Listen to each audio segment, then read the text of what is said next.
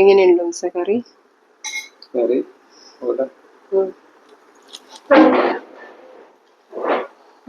മുളക് പൊടി ചേർത്തിട്ടില്ല.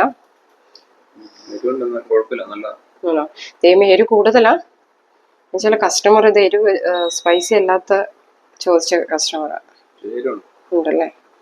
ഓക്കെ, അപ്പൊ എങ്ങനെയാന്ന് നിങ്ങളും കൂടെ കഴിച്ചിട്ട് അഭിപ്രായം പറ. ഹായ് ഫ്രണ്ട്സ്, പുതിയൊരു വീഡിയോയിലേക്ക് എല്ലാവർക്കും സ്വാഗതം. ഇന്ന് ഞാൻ വളരെ ടേസ്റ്റി ആയിട്ടുള്ള ഒരു വെജിറ്റബിൾ കറിയാണ് തയ്യാറാക്കിയിരിക്കുന്നത്. ഇനി നോമ്പുകാലൊക്കെ വരാൻ പോകുന്നതിന് മുന്നേ വെജിറ്റബിൾ കറിയൊക്കെ എല്ലാവർക്കും വേണ്ടതാണ്. എപ്പോഴും നമുക്ക് അതായത് എന്താ എടുത്താലും, അത് ചപ്പാത്തി ആണേലും ശരി, പൊറോട്ട ആണേലും ശരി, അപ്പാണേലും ഇടിയപ്പാണേലും എല്ലാത്തിനും പറ്റുന്ന നല്ല ഒരു കറിയാണ്. ചില കറികൾ വെജിറ്റബിൾസിൽ നമ്മൾ ഉണ്ടാക്കുമ്പോൾ ചിലതിനൊന്നും ചേരാതെ വരും. പക്ഷെ ഇത് അങ്ങനെ മാറ്റി വെക്കാൻ പറ്റത്തില്ല. എന്തെടുത്തോ അതിൻ്റെ കൂടെ ഈ കറി നല്ല കോമ്പിനേഷനാണ്. അപ്പൊ എങ്ങനെയാണ് ഇത് തയ്യാറാക്കുന്നതെന്ന് വീഡിയോ സ്കിപ്പ് ചെയ്യാതെ നിങ്ങൾ കണ്ടു നോക്കണം. അതേപോലെ തന്നെ നിങ്ങളുടെ നല്ല സപ്പോർട്ട് എനിക്ക് വേണം. ഇഷ്ടപ്പെട്ടെങ്കിൽ ലൈക്ക് ചെയ്യുക, ഷെയർ ചെയ്യുക. ആദ്യമായിട്ട് ചാനൽ കാണുന്നവർ ഒന്ന് സബ്സ്ക്രൈബ് ചെയ്തേക്കുക.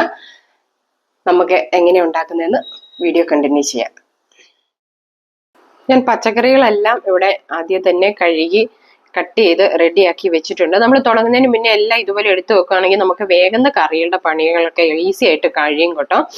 അപ്പൊ എല്ലാം ക്യൂബ് സൈസിൽ ചെറിയ പീസായിട്ട് ഒരേപോലെ കട്ട് ചെയ്യുകയാണെങ്കിൽ നമുക്കിത് വേവുമ്പോഴും ഒരേപോലെ കണക്കിന് വെന്ത് കിട്ടും. പൊട്ടറ്റോ ഒരു ഇത്തിരി വലുതായിട്ടുണ്ട്, കാരണം അത് വേഗം കുഴഞ്ഞു പോയാലോന്ന് വിചാരിച്ചിട്ട്. തക്കാളി, ക്യാരറ്റ്, ഉരുളക്കിഴങ്ങ്, ബീൻസ്, മല്ലിയില ഇതെല്ലാം എടുത്തു വെച്ചിട്ടുണ്ട്. വലിയ ഉള്ളി കനം കുറച്ച് അരിയണം. പച്ചമുളക് മുറിച്ചിടുവാണ് ചെയ്തിരിക്കുന്നത്. കറിവേപ്പില വേണം.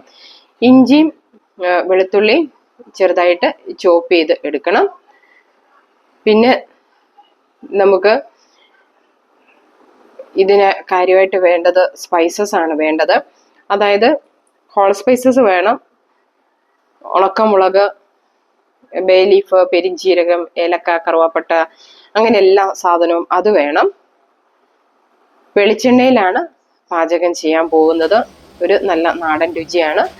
അതിന് വേണ്ടിയിട്ട് ഞാൻ ഒരു ഉരുളി ചൂടാകാൻ വെച്ചിട്ട് അതിനകത്തേക്ക് വെളിച്ചെണ്ണ ഒഴിച്ചു കൊടുക്കുന്നുണ്ട്. രാവിലത്തെ ബ്രേക്ക്ഫാസ്റ്റിന് വേണ്ടിയാണ് ഞാൻ ഇന്നത് ചെയ്യുന്നത്. ഈ കറിയുടെ പ്രത്യേകത നമുക്ക് ഏതിൻ്റെ കൂടെ വേണേലും കഴിക്കാം എന്നുള്ളതാണ്. നല്ലൊരു കോമ്പിനേഷൻ ആയിരിക്കും. ആദ്യം ഞാൻ അതിനകത്തേക്ക് ഹോൾ സ്പൈസസ് എല്ലാം കൂടെ ഇട്ട് കൊടുത്ത് അത് മൂത്ത് നല്ല ഒരു മണം വരും. ആ സമയം വേണം നമുക്ക് കനം കുറച്ച് അരിഞ്ഞു വെച്ചിരിക്കുന്ന ഉള്ളിയും എല്ലാം കൂടെ, വലിയ ഉള്ളി, ഇഞ്ചിയും പച്ചമുളകും കറിവേപ്പില അതെല്ലാം കൂടെ ഒന്നിച്ചാണ് ഇനി ഇട്ട് കൊടുക്കാൻ പോകുന്നത്. ഇട്ട് കൊടുത്ത് നന്നായിട്ട് നമുക്ക് ഇളക്കണം.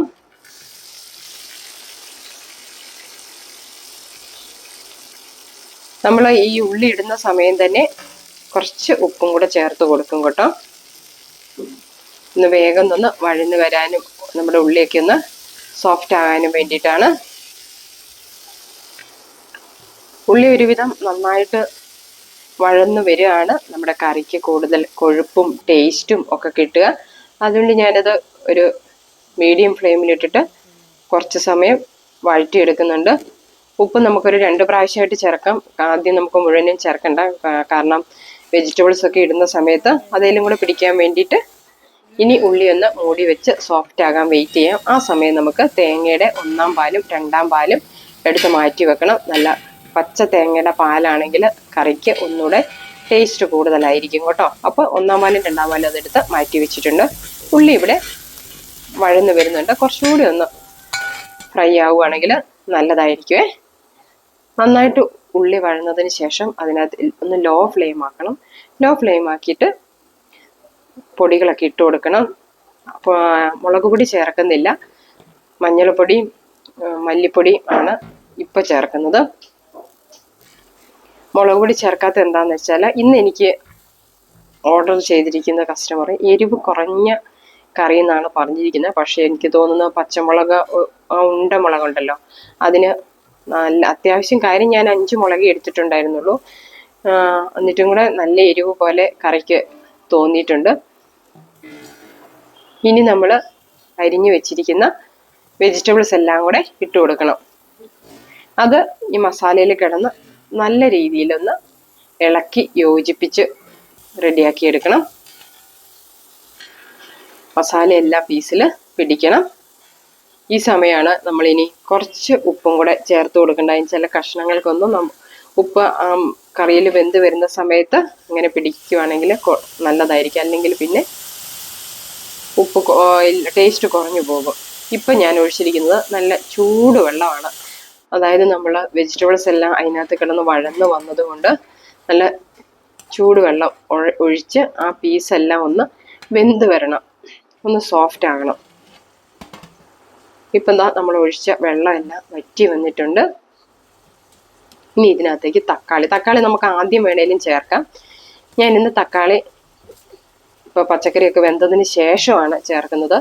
കറിക്ക് കുറച്ചുകൂടെ കൊഴുപ്പ്, തക്കാളിയുടെ ടേസ്റ്റ് ഇഷ്ടമില്ല എന്നുണ്ടെങ്കിൽ അതുകൊണ്ട് ഇങ്ങനെ ചേർക്കുന്നത്. അല്ലെങ്കിൽ നമ്മൾ ആദ്യം തക്കാളി ചേർക്കുകയാണെങ്കിൽ കറിക്ക് ഒന്നുകൂടി ഒരു കൊഴുപ്പ് കൂടുതൽ കിട്ടും. ഇനി തേങ്ങയുടെ 2ാം പാല് ചേർത്ത് കൊടുക്കുകയാണ്. നമുക്ക് ഗ്രേവിക്ക് അനുസരിച്ച് തേങ്ങാപ്പാല് കൂട്ടണം കേട്ടോ. കറിക്ക് ചിലർക്ക് നല്ല ഗ്രേവിയൊക്കെ വേണമല്ലോ. ശരിക്കും പറഞ്ഞാൽ പൊറോട്ടയ്ക്കാണ് ഗ്രേവി കൂടുതൽ വേണ്ടെന്ന് തോന്നുന്നു. ഇനി കറി തിളച്ച് വന്ന സമയം ലെമൺ ജ്യൂസ് ഒഴിച്ചു കൊടുക്കുകയാണ്. നല്ല നീരൊക്കെയുള്ള നാരങ്ങയുടെ ആണെങ്കിൽ ഒരു 1/2 പീസ് മതി, അല്ലെങ്കിൽ ഒരു ഫുള്ള് ഒഴിക്കേണ്ടി വരും. ഒന്ന് ഇളക്കി കൊടുക്കണം. ഈ കൂടെ ഞാൻ കുറച്ച് പെപ്പർ പൗഡർ 1/2 ടീസ്പൂണേ ചേർക്കുന്നുള്ളൂ. അതേപോലെ തന്നെ നമ്മൾ ഹോൾ സ്പൈസസ് ചേർത്തതാണ്, എന്നാലും കുറച്ച് ഒരു ടേസ്റ്റിന് വേണ്ടി ഗരം മസാലയും കൂടെ ചേർത്ത് കൊടുക്കുന്നുണ്ട്. ഗരം മസാല കൂടി പോകരുത്, കാരണം നമ്മൾ ആദ്യം ഹോൾ സ്പൈസസ് ഇട്ടതായതുകൊണ്ട് തന്നെ ഭയങ്കര ഒരു കുത്തൽ വരാൻ പാടില്ല മസാലയുടെ. പച്ചക്കറിക്കാകുമ്പോൾ വേഗം മസാലയുടെ കുത്തൽ നമുക്ക് ഫീൽ ചെയ്യും, അതുകൊണ്ട് കുറച്ചേ ഇടാവുള്ളൂ. ഇപ്പം ഞാൻ ഒഴിക്കുന്നത് കാഷ്യൂ പേസ്റ്റാണ്. അതായത് ഒന്ന് കുറച്ച് വെള്ളമൊക്കെ ഒഴിച്ചൊന്ന് ലൂസ് ആക്കിയിട്ടാണ് കറിയിലേക്ക് വേഗം മിക്സ് ആകാൻ. അല്ലാതെ പേസ്റ്റായിട്ട് ഇട്ടിട്ടുണ്ടെങ്കിൽ കട്ട പിടിച്ച് കിടക്കും. ലാസ്റ്റ് നമുക്ക് നമ്മുടെ 1ാം പാല്, തേങ്ങയിലെ 1ാം പാലും കൂടെ ചേർത്ത് നമുക്കങ്ങ് ഓഫ് ചെയ്യാം.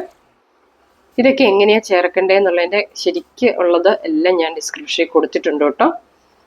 ഇനി മല്ലിയിലയും കൂടി ഇട്ട് കറി ഓഫ് ചെയ്തേ. ഇപ്പോൾ ഉരുളിയിലിരുന്ന് തിളച്ച് വരുന്നതാണ്, കാരണം 1ാം പാൽ ഒഴിച്ച് കഴിഞ്ഞാൽ ഒരുപാട് സമയം തിളയ്ക്കാൻ പാടില്ലല്ലോ. ഇവിടെ ഇടിയപ്പവും റെഡി ആയിട്ടുണ്ട്. ഇന്നത്തേത് ഇടിയപ്പവും വെജ് കറിയാണ് ബ്രേക്ക്ഫാസ്റ്റിന്. ഞാനിതൊരു സെർവിങ് ബൗളിലേക്ക് മാറ്റുകയാണ്. അപ്പോൾ ഇന്നത്തെ നമ്മുടെ ഈ വെജിറ്റബിൾ കറിയുടെ റെസിപ്പി നിങ്ങൾക്ക് ഇഷ്ടപ്പെട്ടെന്ന് വിചാരിക്കുന്നു. ഇഷ്ടപ്പെട്ടെങ്കിൽ ഒന്ന് ലൈക്ക് ചെയ്യുക, പ്രിയപ്പെട്ടവർക്ക് ഷെയർ ചെയ്യുക. എല്ലാവർക്കും നല്ലൊരു ദിവസം ആശംസിക്കുന്നു. പുതിയൊരു വീഡിയോയിൽ നമുക്ക് വീണ്ടും കാണാം. Thank you. Please like, share and subscribe Shaji's Kitchen Malabar.